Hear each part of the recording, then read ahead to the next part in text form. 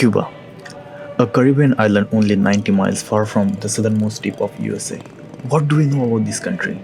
Again, this is not about what we know about Cuba. This video is about what we don't know about Cubans and their culture from a traveler's perspective. When we learned that Southwest Airlines flies to Cuba, we decided to visit Cuba with our 7-month-old.